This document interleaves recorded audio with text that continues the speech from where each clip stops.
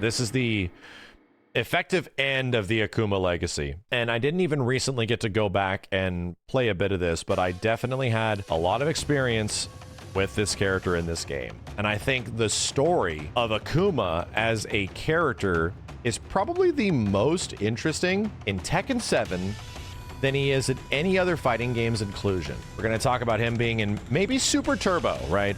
Let's go, if we go all the way back to ST and think at the beginning of this legacy where we started, Akuma's got an interesting story because he's like mysterious and all this stuff. The story of Akuma in Tekken 7, I think, is genuinely unique because of his impact on the genre and on the franchise itself. So we have to give this a little bit of context. Akuma was announced for Tekken 7, I believe in 2016. There was a Japanese like Iron Fist tournament, effectively the Bandai Namco sort of hosted large-scale yearly Tekken event. I remember watching this potentially on stream, maybe off stream, and at the event, they had a trailer for Tekken Fated Retribution. We're not even in the realm of actual console release Tekken 7 yet. That happens in 2017. So Fated Retribution is the big update to Tekken 7, and they are introducing a weird backdrop of like a war-torn New York City, and this mysterious silhouette of a character pops up, and he sounds really familiar to me, and then the dude gets up,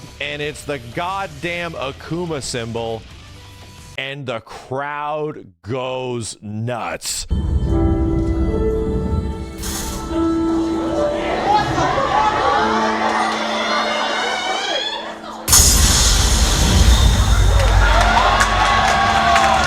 I think Eris was one of the ones that was actually in Japan doing commentary for the English side during that time frame.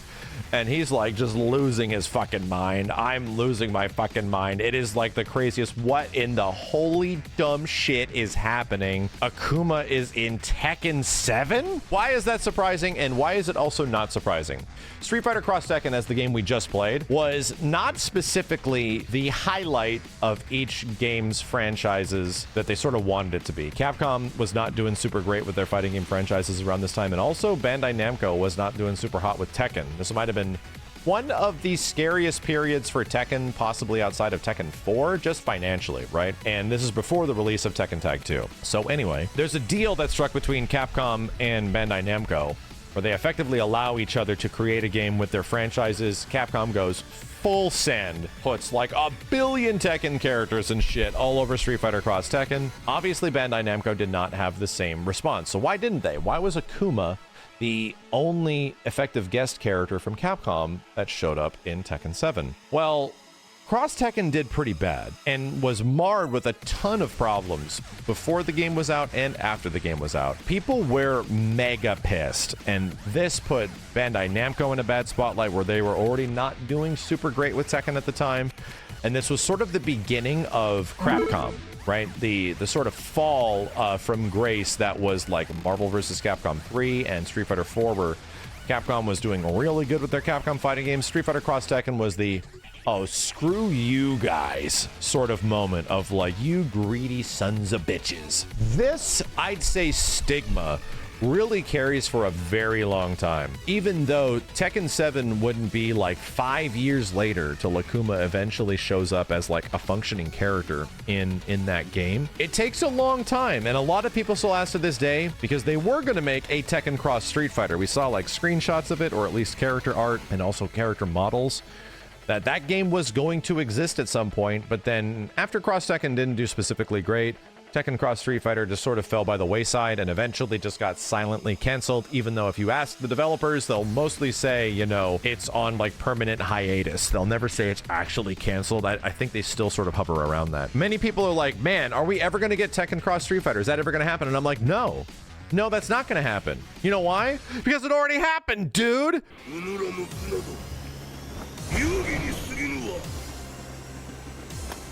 Wow! Wow! But what? Fucking waifu? Round 1. Tifa? Fight. Oh, I'm sorry, Tifa. Gotta get you. What I got to give them credit for is they took the best approach possible to utilizing the Street Fighter IP and franchise.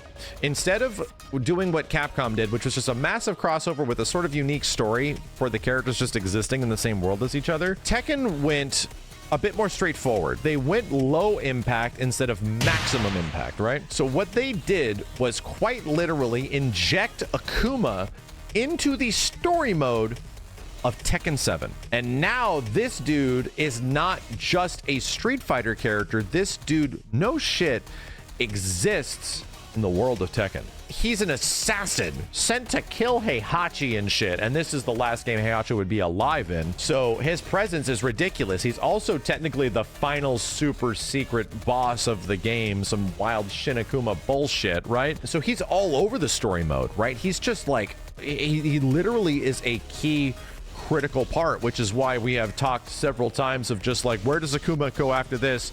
He literally goes to Tekken, bro. That's where he goes. So already Akuma's got a fairly interesting story about his just ethereal existence amongst the other Tekken characters in the Tekken universe. He's actually a part of Tekken's story now, and I think this is a brilliant idea. And there was a lot of excitement when the game came out, and of course, myself included, I wanted to play Akuma. He was the first character I played in Tekken 7, and he was friggin' insane. He was so good. And I have to preface this because the version of Akuma that I was playing in Tekken 7 when it came out was the nerfed version. Josh! Snake! Snake! Akuma dropped in a complete different iteration of Tekken 7. Like I said, Fated Retribution, like a year to year and a half before Tekken came out, our own consoles, right? And there's footage and players like Punko and several others that are just not experienced Tekken players just picking up Tekken with Akuma and wasting people. Absolutely rolling fools over with this character because he is fucked up. He breaks the effective, I'd say, mantra of Tekken because they don't just give Akuma, you know, Street Fighter moves and fireballs and shit. They give him a dragon punch. They give him like an invincible DP. They also give him a meter to FADC from, which allows him to convert from effectively low forward fireball into whatever the hell he wants. And when you start including things like the wild juggle combos that Tekken has with a bunch of corner carry as well as corner combos, dude, I remember doing some of the Tatsu corner loops with this dude when Tekken 7 first came out. This shit's nuts. And even when somebody that was not super great with this character, I think in my first few days playing him, I landed an 80% fucking damage combo with him. And that is not even the egregious part. There were several situations. I remember watching Green Tekken, which was an arcade in Korea that would stream Tekken 7 and these arcade versions way before they came out on consoles. And Akuma was obviously a very prevalent character because he was just destroying people. And it wasn't destroying people for the sake of just like, oh, you know, he's just really good. No, no, no. This character could one-touch kill you. He could actually, if he got the right hit at the start of a combo, if he got the right counter hit launcher or some shit, your ass would be dead. Oh, here it is. Oh, here we go. Why did you say that, Mark? I want to see parties, man. Oh my God, look at the health. And the demon, let's go. I can't believe what we're seeing. And look at the life bar. Oh my goodness. He probably has a sliver, right? He might have a sliver. What? Oh my God. Oh my God. Let's go. Oh! And it's like, whoa, 100% damage combos in Tekken? I mean, that gets pretty crazy in other games like Tekken 6 and obviously Tag 2 and shit like that. But just to see Akuma wasting people in Tekken 7 this early on was nuts. But again, he was massively nerfed before the game came out. So still really good, but just wasn't like 100% touch of deathing you. He could literally off of a jab get massive damage. So I have to explain. Standing jabs are like the best thing in Tekken, like 10 frame starters, potentially that's what Tekken 7 was. So why is Akuma so good? Because Akuma can punish something effectively with a 10 frame jab, and and he can cancel that into his light dragon punch. Jab into light dragon punch can be focus attack dash canceled because Akuma works the same as he does in Street Fighter 4. He's mechanically a similar character to Street Fighter 4. So what does that mean? Not many characters are able to get a ton of damage off a standing jab. That's just the way Tekken works. It's the fastest attack in the game. It's a high attack. It can be low crush, like all of this shit, right? Akuma was punishing people with the most basic attack in all of Tekken and taking away 75 to like 80 to 90% life if he had full meter. It wasn't specifically hard to get full meter with Akuma. This dude was crazy. He effectively was breaking Tekken.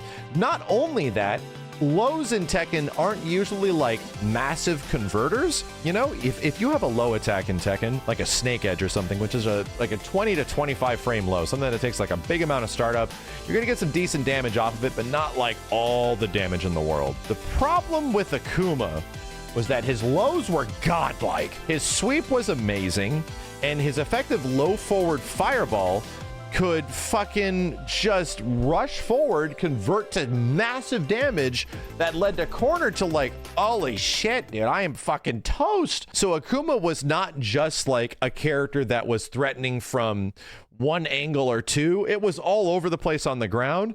And buddy, I am not even talking that this motherfucker could jump. This guy could actually jump in with a kick and effectively crush mids and lows, jump in with a kick and press a button and do fireball and just be safe and just be chill with it because he's a 2D character. He's nuts. You're in the wrong game, dude. So long story short, this begins sort of a complimentary history of 2D characters in Tekken and their relationship with the Tekken 7 audience, because obviously people love Akuma, but at the highest level, these characters are screwing shit up. So Akuma is insanely good in Tekken 7 at the start. He gets nerfed pretty much consistently, right? Like from what I remember, like almost every single update that has a character adjustment balance update, Akuma is nerfed. And by the end of the game, that's happened like maybe 10 goddamn times. And guess what? He's still one of the best characters in the game. He still is absolutely just at a fundamental level. The things I was talking about, the jumps, the lows, the converting with meter, the jabs, all of that shit doesn't go away. All of these things that are super good do not go away. So Akuma just dominates Tekken 7 to the point where Akuma practically becomes a fucking Tekken character over a Street Fighter 1. And I think I love it. I don't love the fact that, you know, this character is just so insane and he is dominating this game in a game that he like almost shouldn't be in. His presence overall and his story in Tekken 7 to me is so fascinating because he doesn't really like change. Like the majority of the time he's in the game, he's like the most complained about character in all of Tekken 7. There's other characters down the line, obviously, like Leroy had a lot of complaints for a while, but Leroy got nerfed into the ground. Akuma got nerfed several times, but they couldn't fundamentally change Akuma. Fuck Your Mom also was crazy good, but they also tuned him a whole bunch throughout the game's ending life cycle. And then clearly, obviously, Akuma just stayed and was always super good throughout the majority of the game. What? What is this? You're always a fucking troll! What the fuck, Simmons? You're always such a hater! You piece of shit! I have to give massive shout outs to Tekken 7 Akuma, because as we end this legacy and we reflect on all these games this character has been in, him being a guest character in Tekken 7 is probably one of the most profound instances of Akuma's existence throughout any of the games he's ever been in. As much as I love Cyber Akuma and him being a robot or a chibi dude or a shadowy figure that is hidden in the character select screen of Super Turbo, of a mystery dark Hado Shotokan sort of guy, dude, Tekken 7 Akuma takes on a legacy of his own, because Tekken 7 isn't just one game, it's like 6 or 7 games throughout this entire lifespan. He just remains a constant, ever-looming threat throughout the 7 years that game was around. And man, if we're gonna talk about a lasting impact, I can't think of a character that has had any more of a lasting impact than Akuma had in Tekken 7.